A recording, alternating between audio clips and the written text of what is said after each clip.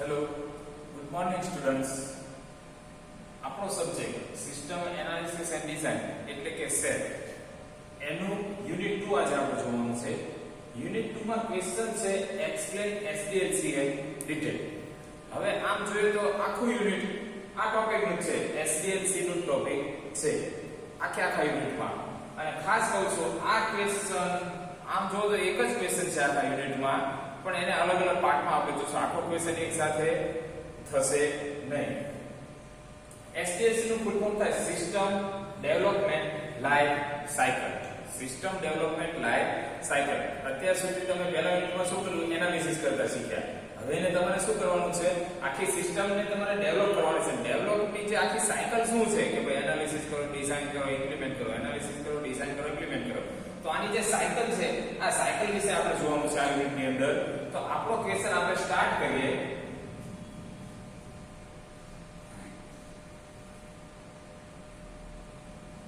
Explain system development life cycle એટલે કે એસડીએલસી in detail. એક્ઝામમાં જો આવું ડિટેલમાં પૂછે તો 14 માર્ક્સમાં પૂછાશે. બરાબર છે? જોઈએ આપણે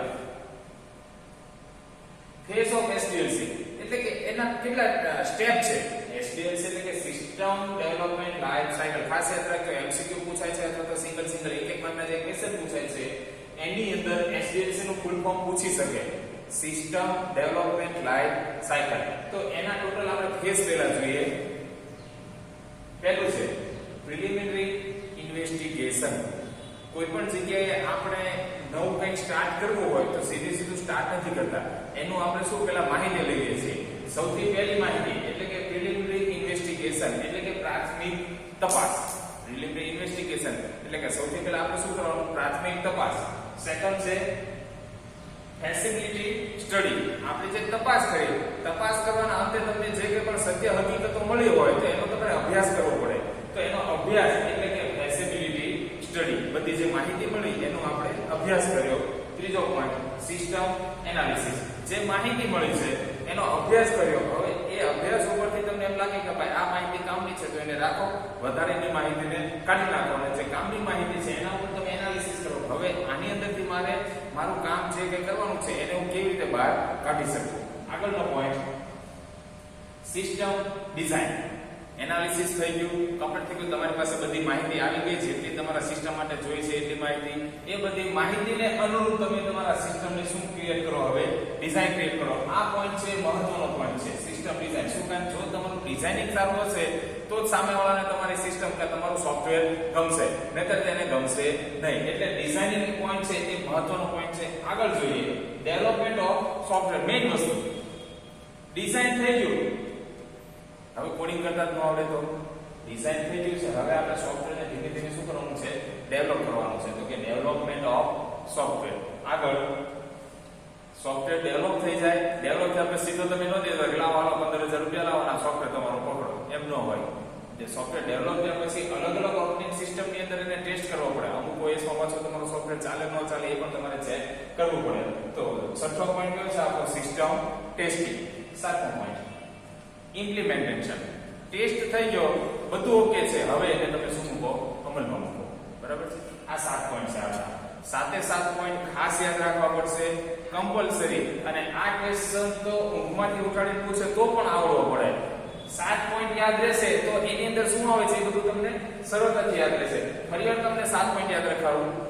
પહેલા આપણે જોઈએ, સૌથી પહેલા કોઈ પણ વસ્તુની તમારે નવી શરૂઆત કરવી હોય તો એ વસ્તુ વિશે તમારે પ્રાથમિક અભ્યાસ કરવો પડે. તો એના માટે છે પ્રિલિમિનરી ઇન્વેસ્ટિગેશન. તમને કહું તો તમે પોલીસ સ્ટેશને કમ્પ્લેન્ટ કરાવવા જાવ એટલે પહેલા પોલીસ સીધું કોર્ટમાં એને હાજર નથી કરતો. એની શું દાખલ કરી છે? પહેલા એફઆઈઆર એટલે કે ફર્સ્ટ ઇન્વેસ્ટિગેશન રિપોર્ટ. એને પોલીસ વાળાને પહેલા અલગ અલગ જગ્યાએ જઈને પૂછતાછને તપાસ કરવી પડે છે. એનું મિનિંગ એ તમારે કોઈ પણ સિસ્ટમ ડેવલપ કરવી હોય તો સિસ્ટમ ડેવલપ કરવા માટે પહેલું શું તમારે ધ્યાન રાખવું પડે? પ્રિલિમિનરી ઇન્વેસ્ટિગેશન એટલે કે પ્રાથમિક તપાસ. પ્રાથમિક તપાસ થઈ જાય, આને ગોખવાનું નથી, સ્ટેપ બાય સ્ટેપ યાદ રાખવાનું છે. કેવી રીતે યાદ રાખવું હોય તમે સાંભળો એટલે તમને આઈડિયા આવી જશે કેવી રીતે યાદ રાખવું છે. પહેલા પ્રાથમિક તપાસ થઈ ગઈ, તમારી પાસે માહિતી આવી ગઈ તો માહિતીનો તમે શું કરશો? સીધું ઇમ્પ્લિમેન્ટ કરશો નહીં. એનો તમારે શું કરવો પડે? અભ્યાસ કરવો પડે. તો માહિતી તમને જે મળી ફેસિબિલિટી એટલે કે જેટલી શક્ય તમને જરૂર પડે એવી માહિતી માહિતી એનો તમે શું કરો અભ્યાસ કરો અભ્યાસ કર્યા પછી એના વિશે તમારે શું કરવાનું એનાલિસિસ કરવાનું કે કઈ માહિતી વધારે સારી છે એનાલિસિસ તો કરવું જ પડે એનાલિસિસ કર્યા વગર સીધી તમે માહિતીનો ઉપયોગ કરો તો ઘણીવાર તમને લોસ તરફ દોરી જાય છે પહેલા 3 પોઈન્ટ યાદ રાખ્યા આપણે પહેલા 3 પોઈન્ટ પહેલા શું કરવાનું છે પ્રિલિમિનરી ઇન્વેસ્ટિગેશન થયા પછી શું કરવાનું છે હવે સ્ટડી અભ્યાસ કરવાનો છે તો કે ફેસિબિલિટી સ્ટડી અભ્યાસ થઈ ગયો પછી શું કરવાનું છે એનાલિસિસ તો કે system analysis first preliminary investigation second feasibility study third system analysis આ 3 યાદ રહી ગયા એનાલિસિસ હવે એનાલિસિસ થઈ ગયું હવે તમારે શું કરવાનું છે તમે જે એનાલિસિસ કર્યું એનાલિસિસ મુજબ તમારે ડિઝાઇનિંગ કરવાનું છે તો એનો ફોર્થ પોઈન્ટ છે તમારું સિસ્ટમ ડિઝાઇન ફોર્થ પોઈન્ટ આપણો કયો છે સિસ્ટમ ડિઝાઇન તૈયાર થઈ ગયો પછી સીધું સોફ્ટવેર નો એની અંદર તમારે કોડિંગ કરવું પડે તો કોડિંગ કરવા માટે શું આવશે ડેવલપમેન્ટ ઓફ સોફ્ટવેર કોડિંગ માટેનો પોઈન્ટ એટલે કે ડેવલપમેન્ટ ઓફ સોફ્ટવેર તૈયાર થઈ ગયો ડાયરેક્ટ તમે એને સેલ નથી કરી શકતા એને તમારે ટેસ્ટ કરવો પડે એટલા માટે કયો પોઈન્ટ આવશે સિસ્ટમ ટેસ્ટિંગ કોઈ પણ જગ્યાએ નવી ગાડી માનો કે કોઈ મહિન્દ્રા વાળા ગાડી લોન્ચ કરે અને ગાડી કમ્પ્લીટ થઈ ગઈ સીધી સેલ માટે ન મૂકી દે એને અલગ કેટલી રીતે ટેસ્ટિંગ કરે ટેસ્ટિંગ ન કર્યું તો તમે ઘરે લઈને આવો ત્યાં બધું નોખું થઈ ગયું હોય એવું પણ બની શકે એટલા માટે શું છે સિસ્ટમ ટેસ્ટિંગ અને લાસ્ટ પોઈન્ટ છે ટેસ્ટ થઈ ગયો હવે એને અમલમાં મૂકવું એટલે કે ઇમ્પ્લિમેન્ટેશન ખાસ યાદ રાખજો preliminary investigation feasibility study system analysis અહીંયા સ્ટોપ આ 3 પોઈન્ટ યાદ રાખજો સિસ્ટમ ડિઝાઇન આ ચોથો પોઈન્ટ લખી યાદ રાખો હવે પાંચમો છઠ્ઠો ને સાતમો ડેવલપમેન્ટ ઓફ સોફ્ટવેર ડેવલપ થઈ ગયો ટેસ્ટ કરો સિસ્ટમ ટેસ્ટિંગ થઈ ગયો હવે ઇમ્પ્લિમેન્ટેશન ક્લિયર આ પહેલા 7 પોઈન્ટ યાદ ન હોય તો લખીને યાદ રાખવાના છે પહેલો પોઈન્ટ યાદ કરો યાદ રહી ગયો લખી નાખો લખી ગયા પછી સેકન્ડ પોઈન્ટ ફેસિલિટી સ્ટડી યાદ રહ્યો એને લખો બીજો પોઈન્ટ યાદ રહી ગયો પહેલો બીજો ફરીવાર લખો પછી ત્રીજો યાદ રાખો એને અલગથી ત્રીજો પોઈન્ટ એકવાર લખો એ યાદ રહી ગયો તો પહેલો બીજો 3 વાર લખો એમ થાય કોઈ બીજો ભૂલે ગયો પાછો સેકન્ડ પોઈન્ટ જો વળી પાછા પહેલો બીજો ત્રીજો યાદ લખો પછી ચોથો પછી 4 એક સાથે પાંચમો એકવાર લખો પછી 5 એક સાથે છઠ્ઠો અને સાતમો આવી રીતે યાદ રાખશો એટલે હું નથી માનતો કે 30 મિનિટથી વધારે તમારે આટલા પોઈન્ટ યાદ રાખવામાં થાય આટલા પોઈન્ટ આવડી ગયા એટલે આખું ચેપ્ટર તમને આવડી ગયું ખાસ યાદ રાખજો ફરીવાર કહું છું આટલા પોઈન્ટ ખાસ યાદ રાખવા પડશે દરેક સ્ટુડન્ટે આટલા પોઈન્ટ યાદ રહી ગયા એટલે આ ચેપ્ટર તમારા માટે 50% પૂરું થઈ ગયું એમ જ સમજવાનું છે હવે આ 7 પોઈન્ટને ડીપમાં સમજશું એટલે લગભગ આપણું 70% યુનિટ આપણું અહીંયા પૂરું થઈ જશે પણ 7 પોઈન્ટ છે એ આપણે એક જ લેક્ચરમાં પૂરા નહીં થાય એના માટે 3 કે 4 લેક્ચર જોશે આપણે પણ આજે આપણે પહેલો પોઈન્ટ જોઈએ તો પહેલો પોઈન્ટ છે આપણો પ્રિલિમિનરી ઇન્વેસ્ટિગેશન સોરી એના પહેલા આપણે એનો ડાયાગ્રામ જોઈ લઈએ ખાસ યાદ રાખજો આ ક્વેશ્ચન જો 14 માર્ક્સમાં પૂછાય તો આ ડાયાગ્રામ ડ્રો કરશો તો ડાયાગ્રામના 2-3 માર્ક્સ આપ તમને સારા એવા મળી જશે તો ડાયાગ્રામ ખાસ યાદ રાખજો અહીંથી આપણે એમ જ છે પ્રિલિમિનરી ઇન્વેસ્ટિગેશન એટલે કે તમારે રિક્વાયરમેન્ટ ડિટર્મિનેશન એટલે નક્કી કરવું તમારી જરૂરિયાત શું છે પેલા તમે નક્કી કરો જરૂરિયાત નક્કી કર્યા પછી તમારે જે માહિતી તમારી પાસે આવી હોય એનું એનાલિસિસ કરો પછી સિસ્ટમ સ્પેસિફિકેશન માહિતીનું એનાલિસિસ થઈ ગયું હવે સિસ્ટમમાં તમે એને સ્પેસિફાઈ કઈ રીતે કરશો તો એનું એનાલિસિસ કરો પછી આગળ એને ડિઝાઇન તૈયાર કરો પછી સિસ્ટમ આખી ઇમ્પ્લિમેન્ટ કરો એટલે કે કોડિંગ ને એવું કરો અને પછી સિસ્ટમનું ઇવોલ્યુશન અને મેન્ટેનન્સ આખી સિસ્ટમ તૈયાર થઈ જાય પછી તમારે પૂરું થઈ ગયું નથી હોતું તમે કોઈ પણ સોફ્ટવેર છે એ તમે સેલ કરો એટલે અમુક ટાઈમે તમારે અપડેટ કરવા આપણે મોબાઈલમાં એપ્લિકેશન લગભગ 15-20 દિવસ કે મહિનો થાય એટલે તરત અપડેટનું રિમાઇન્ડર આવે છે ભાઈ તમારી એપ્લિકેશન અપડેટ કરવાની છે તો એ જ આ પણ છે ઇવોલ્યુશન એન્ડ મેન્ટેનન્સ આખું સોફ્ટવેર તમે આપી દીધા પછી તમારું કામ પૂરું થતું નથી આજીવન સોફ્ટવેરનું કામ તમારું ચાલુ જ રહેશે અમુક ટાઈમે એને તમારે અપડેટ કરવો પડે છે જરૂર લાગે એટલે તમારે એને મેન્ટેન પણ કરવો પડશે આ ચાર્ટ આખો ખાસ યાદ રાખવાનું છે તમારી જાતે તમે ડ્રો કરીને આ ચાર્ટ યાદ રાખી શકો છો ક્લિયર હવે આગળ જોઈએ આપણે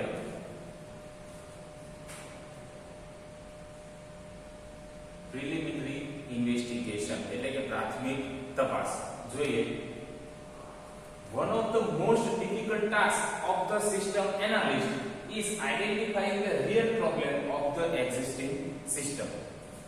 One of the most difficult tasks of the system analyst. System analyst માટે અઘરામાં અઘરું કામ કયું છે તો કે પ્રિલિમિનરી ઇન્વેસ્ટિગેશન આગળ જોઈએ ફરીવાર one of the most difficult tasks of the system analyst is identifying the real problem of the existing system.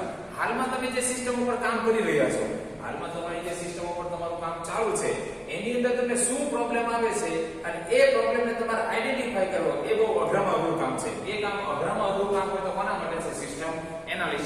ફરીવાર કહું છું, એક્ઝિસ્ટિંગ સિસ્ટમ એટલે હાલમાં હયાતમાં તમારી પાસે જે સિસ્ટમ છે એ સિસ્ટમ એનો રિયલ પ્રોબ્લેમ, હાલમાં તમારી પાસે જે સિસ્ટમ છે એની અંદર શું રિયલ પ્રોબ્લેમ છે એને આઈડેન્ટિફાઈ કરવો, એ કામ કોના માટે ડિફિકલ્ટ છે? તો કે સિસ્ટમ એનાલિસ્ટ માટે.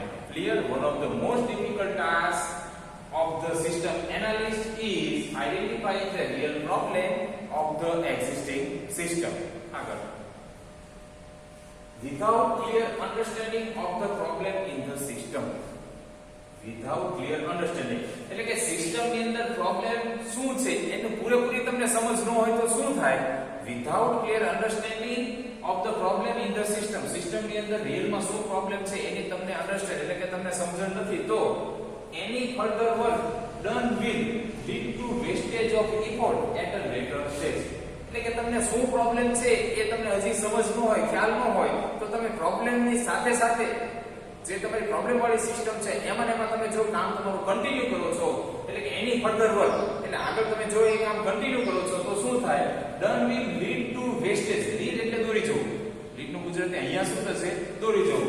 done will lead to wastage of effort. effort એટલે તમારું કરેલું કામ, તમે જે કરેલું કામ છે એને વેસ્ટેજ તરફ તમને શું થાય છે? દોરી જાય છે at a later stage. આગળ જતા અત્યારે તો તમને એમ લાગે હું જે કામ કરું છું બરાબર જ છે, પણ અમુક ટાઈમ પછી તમે કરેલું કામ છે તમારા માટે શું સાબિત થશે? વેસ્ટેજ સાબિત થશે. ક્યારે? તો કે જો સિસ્ટમમાં તમારી સિસ્ટમમાં જો કોઈ પ્રોબ્લેમ હોય, એ પ્રોબ્લેમ તમે વ્યવસ્થિત સમજેલા ન હોય તો એ પ્રોબ્લેમની સાથે સાથે તમે જે કરેલું કામ છે એ કામ તમારું અમુક ટાઈમ પછી શું થશે? વેસ્ટ જવાની સંભાવના છે. ક્લિયર? આગળ જોઈએ. Problem definition defines the user requirements or what the user expects out of the system. બહુ મહત્વનો પોઈન્ટ છે તમારા માટે પણ મારા માટે પણ. આપણી રૂટીન લાઈફમાં પણ આ ઇન્વોલ્વ થાય, આપણી રૂટીન લાઈફમાં પણ આ ઇન્વોલ્વ છે. એટલે કે પ્રોબ્લેમ ડેફિનેશન ડિફાઇન, તમારે એક પ્રોબ્લેમ આવે તો તમને ખબર પડે કે તમારે જરૂરિયાત શું છે. તમે બસ સ્ટેન્ડ થી કોલેજ સુધી આવતા હોય, તમે બસ સ્ટેન્ડ થી કોલેજ સુધી આવતા હોય, ચાલીને આવતા હોય, પગ દુખે, એ તમારો પ્રોબ્લેમ છે કે ભાઈ પગ દુખે છે, તો હવે તમારી જરૂરિયાત શું આવી? કાં તો ઓટો રિક્ષા પકડો અથવા તો બાઇક કે સ્કૂટર લેવું પડે. બરાબર છે? તો જ્યાં સુધી તમારે પ્રોબ્લેમ નથી આવતો ત્યાં સુધી તમને આગળ ખ્યાલ નથી આવતો ભાઈ મારે શું રિક્વાયરમેન્ટ છે. તો એટલે કે છે પ્રોબ્લેમ ડેફિનેશન ડિફાઇન્સ. પ્રોબ્લેમ હોય તો એના દ્વારા શું ડિફાઇન કરી શકો? The user requirement. યુઝરને શું રિક્વાયરમેન્ટ છે ક્યારે ક્લિયર થાય? પ્રોબ્લેમ આવે તો. or અથવા તો what the user expect out of the system, અથવા તો એના દ્વારા ખબર પડે કે આખી સિસ્ટમ પાસેથી જે યુઝર છે ને શું આશા છે. આપણે તેને એક્સેપ્ટેશન બહુ રાખો છો એટલે કે શું આશા છે યુઝરને સિસ્ટમ પાસે, શું એક્સેપ્ટેશન છે એ ક્યારે ખબર પડે? જો કોઈ પ્રોબ્લેમ આવે તો. આગળ, this phase also decide project boundary. Main point છે કે આ પ્રોજેક્ટ દ્વારા આ પોઈન્ટ છે પ્રિલિમિનરી ઇન્વેસ્ટિગેશન, એના દ્વારા તમે તમારા પ્રોજેક્ટની બાઉન્ડરી નક્કી કરી શકો છો. સ્ટાર્ટિંગમાં તમે બધી માહિતી લીધી હોય તો એ માહિતીની આધારે તમને ખબર પડે કે મારે આટલી બાઉન્ડરી છે, આની બહાર મારે જવાનું નથી. અથવા તો સૌ પહેલા તમારે તમારી બાઉન્ડરી નક્કી કરવી પડે કે ભાઈ અહીં સુધી જ મારે જવાનું છે, અહીંયાથી આગળ વધવાનું નથી. એટલે કે છે કે this phase also decide project boundary. એક માર્કમાં ક્વેશ્ચન કદાચ પૂછે કે in SDLC which phase decide the project boundary. MCQ માં કે એક માર્કમાં પૂછી શકે ક્વેશ્ચન કે in SDLC which phase decide project boundary, તો આવશે preliminary investigation decides project boundary. આગળ જોઈએ. So system analyst can decide which part will change and which will not change. તમે બાઉન્ડરી તમારી નક્કી કરવી કે મારે અહીં સુધી જવાનું છે, તો ત્યાં સુધી જવામાં તમને નક્કી કરી શકો કે મારે કયા પાર્ટની અંદર ચેન્જીસ કરવાનું છે અને કયો part which will not change, અને સિસ્ટમનો કયો પાર્ટ છે એની અંદર ચેન્જ કરવાની જરૂર નથી. એ તમે ક્યારે નક્કી કરી શકો? તમે તમારી બાઉન્ડરી નક્કી કરેલી હોય તો તમે આગળ નક્કી કરી શકો. આગળ જોઈએ. So one can make rough estimate about resource requirement. તમે તમારી બાઉન્ડરી નક્કી કરી લો, તમે નક્કી કરી લો કે શેમાં ચેન્જીસ કરવાના છે, શેમાં ચેન્જીસ નથી કરવાના. એના મદદથી હવે તમે શું નવું બનાવી શકો? તમે એક રફ એસ્ટિમેટ તૈયાર કરી શકો કે ભાઈ મારે કયા કયા રિસોર્સની રિક્વાયરમેન્ટ છે ને મારે કેટલો ખર્ચો થશે. તમારે કોઈ નવું મકાન બનાવવું હોય અથવા તો તમારી જે મકાન છે મકાનમાં તમારે સુધારા વધારા કરવા હોય તો તમારે નક્કી કરવું પડે પહેલા કે ભાઈ આપણે 3 લાખ રૂપિયા સુધીના સુધારા વધારા કરવાના છે. એટલે પહેલી તમારી બાઉન્ડરી નક્કી થઈ ગઈ કે 3 લાખ સુધીની. પછી તમે વિચારો કે આ મકાનની અંદર હાલમાં કેટલામાં ચેન્જીસ કરવો છે ને શું ચેન્જીસ નથી કરવા. એ નક્કી થઈ ગયું. એ નક્કી થઈ ગયા પછી તમારે વિચારવું પડે કે મારા ચેન્જીસ કરવા માટે કેવા રિસોર્સ એટલે કે કેવા સાધનોની જરૂરિયાત છે. આગળ, This will also set start and completion date of the project. હવે તમારે બધું નક્કી થઈ ગયું કે કેટલા સાધનની જરૂરિયાત છે, કેટલી મારી બાઉન્ડરી છે, કેટલામાં ચેન્જીસ છે, કેટલામાં ચેન્જીસ નથી. તો એના દ્વારા તમે જે કોઈ પણ તમને પ્રોજેક્ટ બનાવતા તો તમે યુઝરને કહી શકો કે ભાઈ હું આ તારીખે પ્રોજેક્ટ બનાવવાનું ચાલુ કરીશ અને એપ્રોક્સિમેટલી 10 કે 15 દિવસમાં પ્રોજેક્ટ પૂરો થશે. એટલે કે તમે તમારા પ્રોજેક્ટની completion date and starting date તમે એને આપી શકો. આપણે મકાન બનાવતા એસ્ટિમેટ એન્જિનિયરને આપ્યું તો એન્જિનિયરે અથવા તો કોન્ટ્રાક્ટરે એમ કે ભાઈ આપણે મકાન બનાવવાનું ચાલુ કરશું એટલે 3 મહિનામાં પૂરું થઈ જશે. અત્યારે ચાલુ કરો જન્માષ્ટમીની આજુબાજુ તો દિવાળી સુધી તમને હું મકાન કમ્પ્લીટ કરી આપીશ. એ ક્યારે નક્કી થાય? તમારી બધી રિક્વાયરમેન્ટ બરાબર હોય તો જ્યાં સુધી તમે રિક્વાયરમેન્ટ ન આપો અને રોજ મકાન ચાલુ હોય ચાલુ કામ તમે હળી કર્યા કરો તો રોજ ડેવલપર હોય એમ કે ભાઈ ગમે તે નક્કી કરો એટલે તારા મકાનનું કામ તમારું પૂરું થશે નહીં. પણ એ કમ્પ્લીટેશન જે ત્યારે નક્કી થાય આ વસ્તુ આ 3 પોઈન્ટ તમારા નક્કી હોય તો આગળ જોઈએ. All projects that are requested are not always feasible. Feasible નું ગુજરાતી થાય શક્ય. તમે પ્રોજેક્ટ ડેવલપર છો, સોફ્ટવેર ડેવલપર છો, તમને બધા હું માનું કે એક પ્રોજેક્ટ ડેવલપ કરવા આપો ભાઈ આટલા તમારો પ્રોજેક્ટ છે. પણ બધા જ પ્રોજેક્ટ તમે જેટલા કીધો હોય મારે આવો પ્રોજેક્ટ આવું સોફ્ટવેર બનાવવાનું છે એ બધા જ સોફ્ટવેર બનાવવા એ શક્ય હોતા નથી. અમુક છે શક્ય ન પણ હોય. એટલે કે છે all projects that are requested જેટલા બધા જ પ્રોજેક્ટની રિક્વેસ્ટ આવી હોય તો બધા પૂરા થાય એવું શક્ય નથી. ફેસિબલ નું ગુજરાતી થાય છે શક્ય. Some organization receive so many project requests from employees. ઘણા ઓર્ગેનાઇઝેશન ની અંદર એમ્પ્લોય પાસેથી ઘણી બધી પ્રોજેક્ટ રિક્વેસ્ટ આવતી હોય છે. That only a few of them can be pursued. Pursued એટલે કન્ટિન્યુ ચાલુ કરવું. પરંતુ ઘણા બધા પ્રોજેક્ટની રિક્વેસ્ટ તો આવે છે એમ્પ્લોય પાસેથી પરંતુ તેમાંથી કેટલા અમુક જ a few એટલે કે અમુક જ પ્રોજેક્ટની શું થાય છે રિક્વેસ્ટ છે એ શું પરસ્યુ એટલે કે આમાંથી કન્ટિન્યુ થાય છે બાકી બધા શું થાય છે રિજેક્ટ થાય છે. આગળ જોઈએ. Even those projects that are feasible એમાંના ઘણા બધા પ્રોજેક્ટ છે શક્ય હોય છે and desirable should be put into a schedule. એમાંથી તમે જે કોઈ પ્રોજેક્ટ છે જે શક્ય લાગે પ્રોજેક્ટ એ તમે નક્કી કરો and desirable એટલે કે ઈચ્છનીય શું તો કે should be put into a schedule અને એમાંથી તમારા જે ઈચ્છનીય પ્રોજેક્ટ હોય એને તમે શેડ્યુલમાં મૂકો. ડેવલપ કરવા માટે એને તમે શું મૂકી શકો શેડ્યુલમાં મૂકી શકો. આગળ જોઈએ આપણો સેકન્ડ પોઈન્ટ એટલે કે આપણા એસડીએલસી નો સેકન્ડ ફેઝ. પહેલો ફેઝ કયો આપણે ભણ્યા પહેલો ફેઝ કયો ભણ્યા આપણે તો કે પ્રિલિમિનરી ઇન્વેસ્ટિગેશન પ્રાથમિક તપાસ આપણે કરી લીધી. હવે એની અંદરથી જે કે પણ તપાસ કરવાના અંતે તમને જે માહિતી મળી એનો આપણે શું કરવાનું છે અભ્યાસ કરવાનો છે. એટલે હવે આપણે શું ભણશું ફેસિબિલિટી study. Feasibility study is take place to determine the possibilities of either improving the system or to be develop complete new system. Feasibility study છે is to take place એ પોતાનું સ્થાન ઉપર ક્યારે આવે છે અથવા તો પોતાનું સ્થાન ક્યારે લે છે તો કે to determine કંઈક નક્કી કરવું પડે તમારે. કંઈક એવું નક્કી કરવાનું હોય ત્યારે feasibility study ની જરૂર પડશે. શું નક્કી કરવા તો કે to determine the possibilities of either improving the system. તમારા સિસ્ટમ ની અંદર જો ઇમ્પ્રૂવ કરવાની કેટલી શક્યતાઓ છે એ નક્કી કરવા માટે અથવા તો or to develop complete new system અથવા તો તમે વિચાર લો કે તમારે આખી નવી સિસ્ટમ બનાવવી છે. આ બે વસ્તુની જ્યારે તમે વિચારો ત્યારે તમારે કોની પાસે જવું પડે ફેસિબિલિટી સ્ટડી પાસે. ફરીવાર ફેસિબિલિટી સ્ટડી ઇઝ ટેક પ્લેસ આટલી યાદ રાખો. પહેલા ફેસિબિલિટી સ્ટડી ઇઝ ટેક પ્લેસ એ પોતાનું સ્થાન લે છે ક્યારે ટુ ડિટરમાઇન. આ બીજો પોઈન્ટ ટુ ડિટરમાઇન નક્કી કરવા. શું નક્કી કરવા the possibility of either improving the system. સિસ્ટમની અંદર કઈ પોસિબિલિટી તમે કરી શકો છો અથવા either or અથવા તો શું છે to develop complete new system અથવા તો નવી સિસ્ટમ તમે ક્રિએટ કરો. જ્યારે આ બંને વસ્તુ થાય ત્યારે ફેસિલિટી સ્ટડી છે તમારું સ્થાન ગ્રહણ કરે છે. આ પોઈન્ટ ગુજરાતીમાં સમજાવો તો તમે મકાનનું કામ લેવું હોય જૂનું મકાન હોય તો વિચારો કે જૂના મકાનમાં મારે ઇમ્પ્રુવમેન્ટ કરવું છે કે આખું પાડી નવું કરવું છે. ક્લિયર? આગળ. This phase help system analyst to get rough assessment whether feasible solution is exists or not. This phase SDLC ના આ જે પોઈન્ટ છે આ મુદ્દો છે help system analyst. આની મદદથી સિસ્ટમ એનાલિસ્ટ ને શું મદદ મળી રહે છે તો કે to get rough assessment. કઈ એવું rough assessment તૈયાર કરવા માટે અને રફ એસેસમેન્ટ તમે તૈયાર કરો મીન્સ કે એસ્ટિમેટ એના માટે શું નક્કી કરી શકો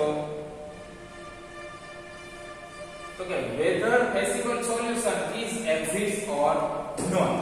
તમારું જે feasible શક્ય જે સોલ્યુશન છે એ પોસિબલ છે કે નહીં એ નક્કી તમે કરવા માટે સિસ્ટમ એનાલિસ્ટને કોણ હેલ્પ કરી શકે? તો કે feasibility study. ફરીવાર this phase help system analyst to get rough assessment whether feasible solution is exists or not. જ્યારે તમારી પાસે feasible શક્ય સોલ્યુશન હોય તો એ શક્ય સોલ્યુશનના આધારે સિસ્ટમ એનાલિસ્ટ છે એનું રફ એસેસમેન્ટ તૈયાર કરી શકે છે. feasible solution એટલે કે શક્ય સોલ્યુશન તમારી પાસે હોય તો એની મદદથી સિસ્ટમ એનાલિસ્ટ શું તૈયાર કરી શકે? તો કે રફ એસેસમેન્ટ એનું તૈયાર કરી શકે છે. આગળ જોઈએ. This should be done very perfectly. તમારું જે એસેસમેન્ટ નું કામ રફ એસેસમેન્ટ એટલે કે અંદાજ કાઢવાનું જે કામ છે એકદમ પરફેક્ટલી થવું જોઈએ. This should be done very perfectly એટલે કે જે રફ એસેસમેન્ટ કરવાનું કામ છે એ એકદમ પરફેક્ટ થવું પડે because કારણ કે feasibility study leads to commitment or large resource. large resource. શું કામ તમારું આ જે એસેસમેન્ટ કરવાનું કામ છે પરફેક્ટ શું કામ થવું પડે? એનું કારણ શું છે? તો કે feasibility study leads એટલે તમને દોરી જાય છે ક્યાં? તો કે તો કમિટમેન્ટ ઓર લાર્જ રિસોર્સ. તમે feasibility study દ્વારા તમે સામેવાળાને કમિટમેન્ટ આપી શકો કે ભાઈ આપણે આટલું કામ છે અને આટલા બધા સાધનોની જરૂર પડશે. જો તમારું રફ એસેસમેન્ટ જ ખોટું હોય તો તમે આપેલું કમિટમેન્ટ અથવા તો તમે નક્કી કરેલા સાધનો એ ત્યાં તમારા ખોટા સાબિત થઈ શકે છે. તમે મકાન બનાવવાનું હોય અને આપણને જે ડેવલપર હોય એટલે કે કોન્ટ્રાક્ટર હોય તમને એમ કે ભાઈ તમારો અંદાજિત એસ્ટિમેટ હું તમને 7 લાખ રૂપિયા આપું છું. 7 લાખ સુધીની અંદર તમારું મકાન કમ્પ્લીટ આખું થઈ જશે. એટલે આપણે એને યસ કહીએ. 7 લાખ હોય એટલે કદાચ 50,000 કે લાખ રૂપિયા આગા પાછા થાય કે કાં તો 6.5 માં પહોંચે અથવા તો 8 લાખ થાય તો 8 લાખ થાય ત્યાં સુધી બરાબર છે એ કામ. હવે એ રફ એસેસમેન્ટ આપે એનું પ્લસ માઇનસ થોડું ઘણું હોઈ શકે પણ આપણે 7 નું એસ્ટિમેટ આપીને એમ કે ભાઈ 11 લાખ રૂપિયા થયા તો આ જે તમારું એ ક્યારે એટલે તમારું એસેસમેન્ટ તમને ખોટું આપ્યું. જે ખોટું આપ્યું એના લીધે તમારી કમિટમેન્ટ પણ ખોટી પડે એટલે આપણને એમ થાય કે આ તો લૂંટવાના ધંધા કરે છે અને આગળ તમારે જે પણ રિસોર્સને વધારે પડતા રિસોર્સની જરૂર પડે એ તમારે ક્યાંથી લાવાય એ પણ તમારો એક વિચારવાનો પ્રશ્ન બની જાય છે. એટલે કે છે કે જો તમારું રફ એસેસમેન્ટ છે એ એકદમ ક્લિયર હોય પરફેક્ટ હોય તો તમારું કમિટમેન્ટ અને લાર્જ રિસોર્સ તમે જે કે પણ કમિટમેન્ટ આપ્યું એ તમારું સાચું સાબિત થાય છે નહીં તો તમે ત્યાં રોંગ વે ઉપર જઈ શકો છો. આગળ જોઈએ. There should be no fundamental errors in feasibility study. feasibility study તમે જે શક્યતાઓ વિચારેલી હોય એની અંદર કોઈ પણ પ્રકારની એરર હોવી જોઈએ નહીં. મીન્સ કે તમને એવું ન થવું જોઈએ કે ભાઈ આ આવું હું વિચારીશ તો મને આવો પ્રોબ્લેમ થઈ શકશે. તો જો પ્રોબ્લેમ થવાનો હોય તો એવું વિચારાય જ નહીં. તમે કંઈ પણ વસ્તુ નક્કી કરતા હોય અથવા અભ્યાસ કરતા હોય અભ્યાસ કરતા તમને થાય ભવિષ્યમાં જો આ પોઈન્ટનો ઉપયોગ કરીશ તો મારે આવો પ્રોબ્લેમ આવી શકે છે તો એમાં એવી ફંડામેન્ટલ એરર પણ એવી હોવી જોઈએ નહીં. એને તો પછી વિચારો એ પોઈન્ટ જ કાઢી નાખો. તમે નવું નક્કી કરતા હોય અભ્યાસ કરતા ત્યારે પોઈન્ટ જ કાઢી નાખો એટલે પોઈન્ટ ઉપરથી જે કંઈ પણ એરર આવવાની સંભાવના હોય એ એરર આવે છે. આગળ જોઈએ. Types of feasibility study. એક્ઝામમાં કદાચ પૂછી શકે explain the types of feasibility study. જો એકલો આ ક્વેશ્ચન પૂછાય તો 7 માર્ક્સમાં પૂછાય છે. એકલો આ ક્વેશ્ચન 7 માર્ક્સમાં પૂછાઈ શકે. જોઈએ આપણે. There are 3 types of feasibility study. There are three types of feasibility study. અહીંયા સ્પેલિંગ મિસ્ટેક છે એની જગ્યાએ વાય સમજી લેજો. પહેલું technical feasibility study, second economical feasibility study, third and last operational feasibility study. હવે એવું થશે કે આ બધા પોઈન્ટ જ એકલા આવે છે. મેં સ્ટાર્ટિંગમાં પહેલા લેક્ચરમાં કીધું હતું કે આપણો જે સબ્જેક્ટ છે સેટ એટલે કે સિસ્ટમ એનાલિસિસ એન્ડ ડિઝાઇન આ જે સબ્જેક્ટ છે આ સબ્જેક્ટમાં તમારે આખા પોઈન્ટ ઉપર જ આધાર રાખવાનો છે. પોઈન્ટ તમે વ્યવસ્થિત તૈયાર કરશો તો અંદરનું લખાણ તમને ઓટોમેટિક આવડવા મળશે અને પોઈન્ટ તૈયાર કરવાની જવાબદારી મારી છે પણ એ પોઈન્ટ તૈયાર કરાવો તો એને વારંવાર લખીને અથવા તો વાંચીને યાદ રાખવાની જવાબદારી તમારી છે. લખાવાની મારી છે રાખવાની તમારી છે. પહેલો પોઈન્ટ આપણે યાદ રખાવું તમને ટેકનિકલ ફેસિબિલિટી સ્ટડી. ફેસિબિલિટી સ્ટડી એટલે કે તમારી જે શક્યતાઓ છે એનો અભ્યાસમાં પહેલું તમે કોઈ પણ સિસ્ટમ તમે તૈયાર કરો તો પહેલું તમારે શું વિચારો? Technical feasibility study. માનો કે મારું ઘર છે 3 માળનું મકાન છે મારું.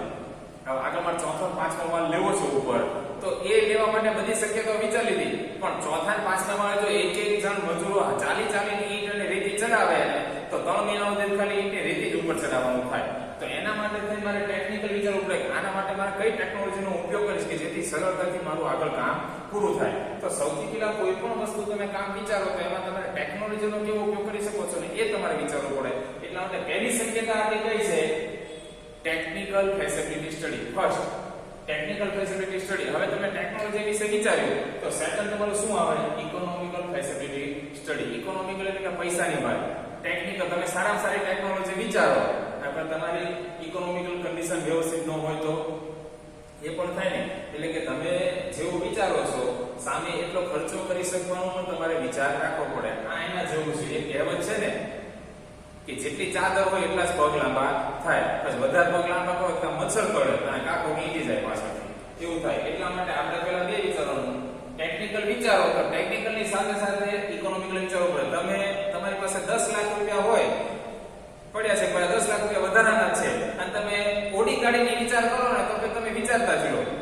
તમારે ટેકનોલોજીને બી કસાલ છે પણ હું ફટાફટ અહીંથી ભાવનગર કે નડિયાદ કે અમદાવાદ સુધી જઈ શકું. પણ એના માટે તમારી પાસે 10 લાખ રૂપિયા છે તો 10 લાખ સુધીમાં કઈ ગાડી આવે છે તો એ વિચારે. પછી તમારે એમ વિચારો ઓડી મર્સિડીઝ લાવી છે કે બેન્ટલી ગાડી લાવી છે તો એ તમારી અહીંયા પોઈન્ટ ખોટો પડી જાય તમારે. એટલે ટેકનિકલી વિચારો સાથે સાથે તમારે ઇકોનોમિકલ વિચારો. ફરીવાર ટેકનિકલ સેકન્ડ ઇકોનોમિકલ આ બંને વિચાર્યું. હવે આ બહુ મેઇન મહત્વનું છે. Operational facility study. તમારી પાસે સાધને હોય, પૈસા છે, સાધન વસાવી લીધું અને સાધનને ઓપરેટ કરવા વાળું ન હોય તો એને કમું તમે ગાડી લઈ મૂકી તો આપણે તેને ડ્રાઈવરનો આપણે શું કરવાની? એની પૂજા કરવાની. એના જેવું છે. તમે ટેકનિકલી વિચાર્યું, ઇકોનોમિકલ વિચારો, હવે એનું ઓપરેશનલ પર તમારે વિચારવું પડે. એટલે there are 3 types of facility study: technical, economical અને લાસ્ટ છે ઓપરેશનલ ફેસિલિટી સ્ટડી. ખાસ યાદ રાખજો ટેકનિકલ, ઇકોનોમિકલ અને ઓપરેશનલ. 7 પોઈન્ટ આપણા. SDLC નું ફૂલ ફોર્મ છે system development life cycle. there are 7 phase. એ સાથે ફેઝ એકવાર યાદ રાખી લઈએ. એકવાર ફેસિલિટી પછી આપણો ક્વેશ્ચન અહીંયા આપણે પૂરો કરીએ. પહેલો point preliminary investigation. Second point facility study. Third system analysis. Analysis કર્યું હવે ડિઝાઇન કરો. એટલે ફોર્થ પોઈન્ટ આવશે તમારો સિસ્ટમ ડિઝાઇન. ડિઝાઇન થઈ ગયું હવે એની અંદર સોફ્ટવેર ડેવલપ કરવાનો. તો પાંચમો પોઈન્ટ છે ડેવલપમેન્ટ ઓફ સોફ્ટવેર. સોફ્ટવેર તૈયાર થઈ ગયો એટલે હવે ડાયરેક્ટ તમે એને સેલ કરી શકતા નથી. તો છઠ્ઠો પોઈન્ટ છે આપણો સિસ્ટમ ટેસ્ટિંગ. ટેસ્ટ થઈ ગયો એટલે હવે તમે એને શું કરી શકો? ઇમ્પ્લિમેન્ટ કરી શકો. તો કે implementation. Preliminary investigation, facility study, system analysis, system design, development of software, system testing અને ઇમ્પ્લિમેન્ટેશન. આ સાથે પોઈન્ટ આવી રીતે કડકડાટ આપણે યાદ રાખવાના છે. અને આગળ આપણે ફેસિલિટી સ્ટડીમાં જોયું કે there are 3 types of facility study. તો ત્રણે ટાઈપ પણ આપણે અત્યારે યાદ રાખવાના છે.